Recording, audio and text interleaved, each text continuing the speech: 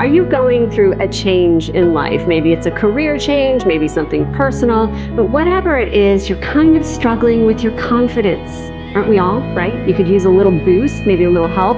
Well, our next guest can help with that. She is a mindset and confidence coach from Shine Brightly. This is Charleston Women podcast, where you can meet like-minded, strong, independent, professional, and inspiring local women. This is Charleston Women podcast. And I am thrilled to welcome to the Charleston Women podcast, Kendall Koste. She is a mindset confidence coach and the founder of Shine Brightly. Kendall, welcome to the show. Well, thank you, Erin. I'm delighted to be here today. Yes, I am fascinated to talk to you because I think when I heard the word confidence, it's something that as women, I think we all struggle with, right? At some point in our lives. So just tell me a little bit more about what you do. How do you work with women? So, I've been asked before, what do you mean by shine brightly? And let me start with that, and it'll kind of lead into how the confidence plays in. But my definition of shining brightly is when a woman knows who she is, she knows what she wants, she trusts herself, and then she believes anything's possible. And part of that, I think, is having the confidence to do so. Mm-hmm. So confidence coaching has become rather popular the last couple of years. And it's where clients are focusing on their self-confidence so that they can overcome negative thoughts and feelings about either their career, themselves, or something in their life. Because what we tend to do sometimes is create a false sense of what we're capable of. Mm-hmm. And through confidence coaching, I can help them see attributes and things that they can do so that they can start believing in themselves and start taking positive action in order to achieve those goals or desires, whatever they may be. Mm-hmm. And sometimes I think coaching, a lot of those answers are already deep inside of us, but I think sometimes when a coach can see it from a different perspective, it's just an accountability and a way to show them that they really can trust themselves and can do anything. Right. So that's where confidence comes in play. I love that. And Kendall, I have to ask you, what is your background that led you to this path to say, you know what, I am good at helping women, dig deep and go through this process of finding their own confidence? Well, I have been in outside sales for the last 30 years, so the majority of my adult life. And I think to function in a commission-only, especially type atmosphere, you do have to have the proper connection of mindset and confidence in order to be successful. Mm-hmm. And I started coaching. I've been in real estate for the past 15 years and worked with one of the top real estate teams in the Charleston area. And I took on the role of not only selling houses, but also coaching the girls on our team that were new or just getting into real estate or struggling a little bit. And my number one advice to them was to learn all the skills you can about selling houses, but that 90% of this job is about mindset. And if you can wake up and put yourself in the most positive light mindset and truly believing yourself, then you can do this job. So it kind of evolved. I had planned on doing real estate for the rest of my life and learned that teaching others not only a little bit about how to do real estate, but mostly how to focus on themselves and how to shine from the inside out, that became my passion. Mm-hmm. So it's just a good way for me to share my own experience with people who are just getting started. Mm-hmm. And that's a big leap. So what made you say, you know what, I'm going to leave real estate behind and I'm going to move forward and try to launch Shine Brightly and help women in this manner? Well, it's a huge leap. And I have built a fairly successful real estate business over the past 15 years. And I feel like it's my calling. I know that kind of sounds cliche sometimes, but I really do feel like it's my next thing in life to help other women in areas that I learned through hard knocks and teaching myself in a lot of cases how to have the proper mindset and the proper confidence in myself. And one of the ways that I kind of stumbled upon coaching was that I was burning out in real estate and I really did not know what was going on. I've always loved to work. I love helping people and I love making lots of money, which you can do with real estate. But I just got to the point where I didn't have the same passion for it. And I was really kind of concerned about myself. And so I did a lot of research and figured out that I was burned out. And my burnout pattern with a career is about every 10 to 12 years. So I didn't even realize about that about myself until I took a deep dive to try to figure out what was going on with my own mindset. And what was clear to me is that it was time to take my experience over the last 30 years and parlay that into helping other women achieve success through kind of what I've done. And instead of just focusing on real estate, I like to work with all professional women. Probably most of my clients are probably in their 40s to probably 60s. And they're either starting new jobs or figuring out that they're burned out and want to start something new, or empty nesters. So long story short, it was just a calling. And I feel like in my heart of hearts that this is my next career, at least for the next 10 to 12 years, and trying to start something else. Doesn't look like I'm ever going to retire. Podcasting has exploded in popularity, especially local podcasts. As of 2022, 62% of Americans have listened to a podcast. 38% have listened in the last month. 26% in the last week. The podcasting audience is booming with no signs of slowing down. Call the podcast hotline to be featured on these podcasts or to receive information about podcast marketing. Call 843-530-0403 or visit carolinapodcasts.com. You're listening to the Charleston Women Podcast. I love to hear your story, and I love that you were confident enough in yourself to take that leap to launch this new business. So kind of walk me through the process. You know, when someone comes to you, what does it look like to work with you? What are the different options that you offer? Yeah, I'm glad you asked that. So I offer a few different things for women. My primary passion is the one-on-one life coaching. And I work with women primarily. I say if there's a man out there that wants to shine brightly, I'm more than happy to help. But I know what it's like to be a woman. So that's my primary focus. My website has a lot of information, and it also has an area where you can schedule a free consultation call with me, and we can sit down on that 30-minute call and just see what direction you're going in, just to make sure we're a fit. And then life coaching takes on, different patterns for different people. Some people just want to solve a certain issue. Some people kind of get in there and decide that they need it for a longer period of time. So I've structured my program so that there is no huge long-term commitment, but people do need to know when they're getting in coaching that it's not a sprint. It's more of a marathon. So we will figure it out. It's not like you're stuck in there for life. So that's one way that I help women. Also, another thing I'd love to do are vision board workshops.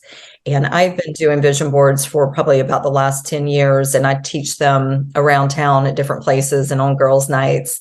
And I love that. You really piqued my curiosity with that, because I think it's something a lot of us have seen, but probably the majority of us have never actually done. Yeah.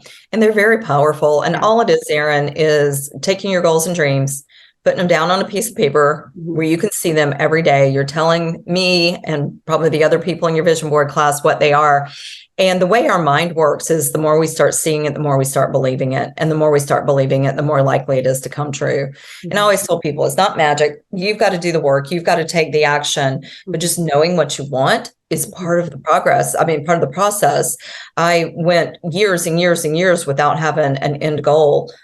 I'd work really hard, but I wouldn't have any goals. And now I have little baby goals along the way from from small to big, but I know what I want.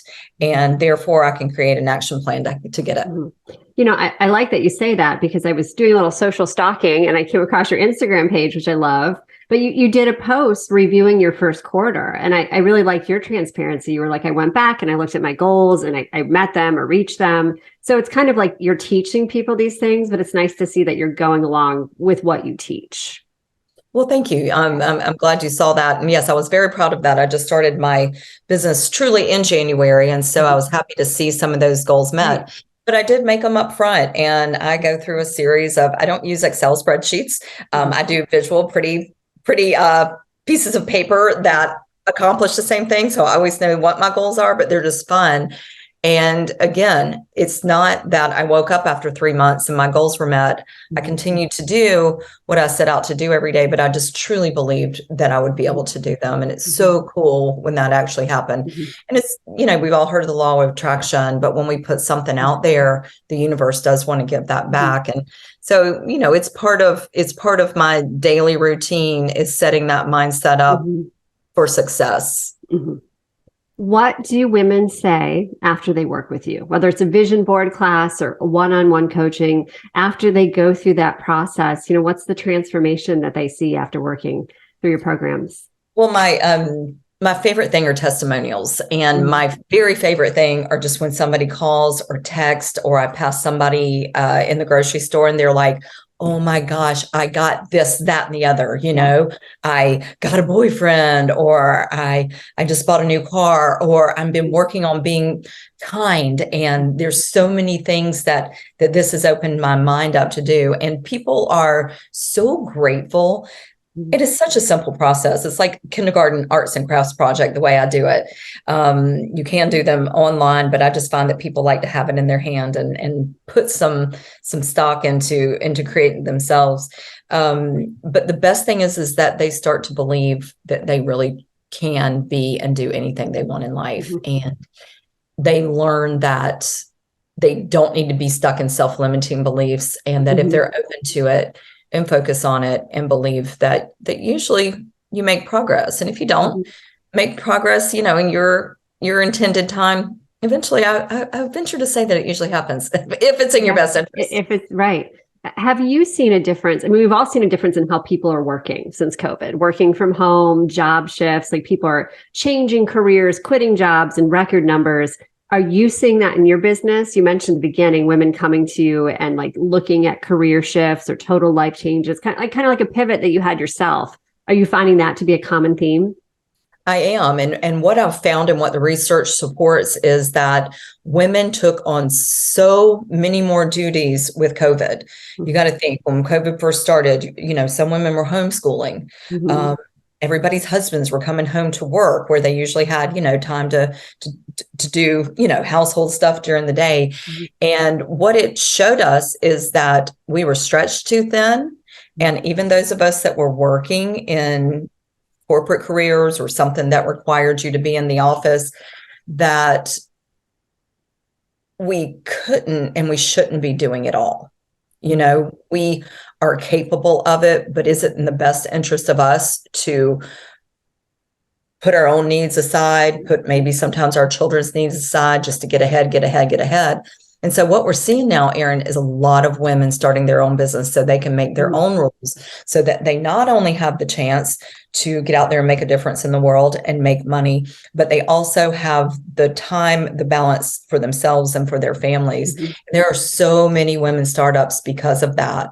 And that leads me to like a big population of people that, if you've worked for a corporation and there's been rules and guidelines and things, entrepreneurship is wonderful, but you're in your head a lot. And if you can wake up and do a few things every morning to get your mindset right, it helps versus maybe going and sitting down and watching the news where everything's doom and gloom.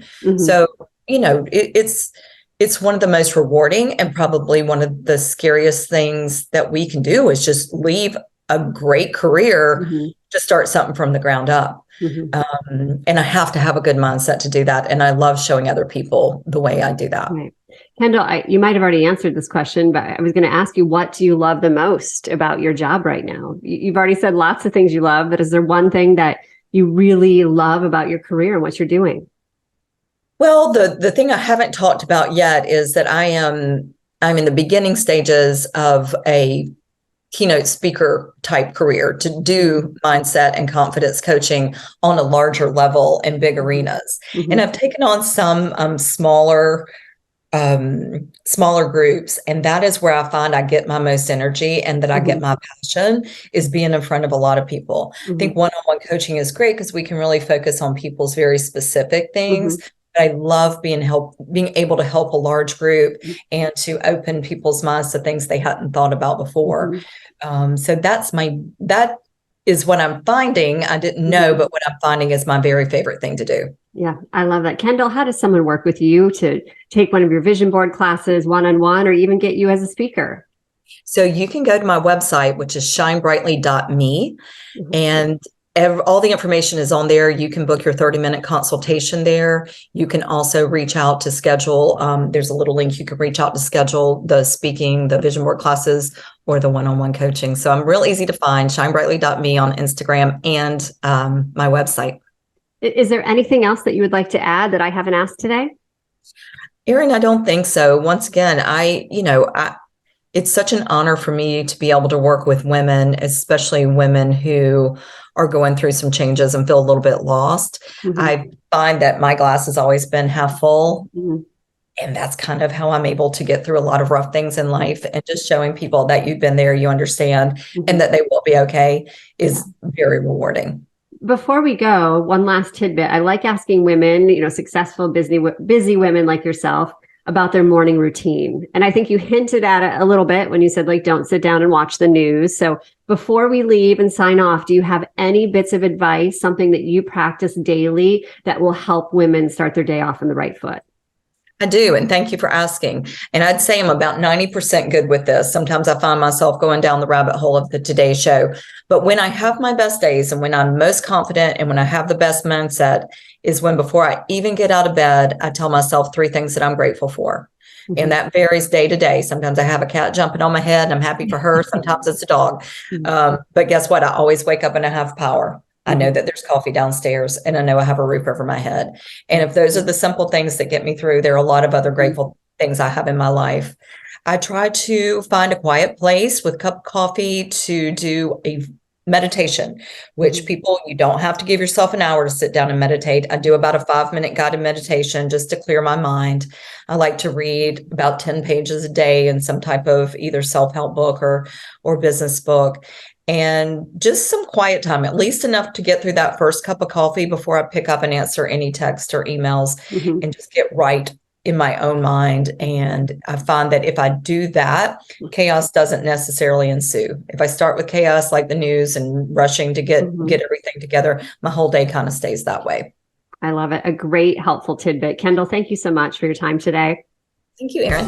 All right, you guys can go to shinebrightly.me for more information. This has been Kendall Koste with the Charleston Women Podcast. Thanks for spending time with Charleston Women Podcast. Please like us and follow us on whatever platform you're using to access Charleston Women Podcast.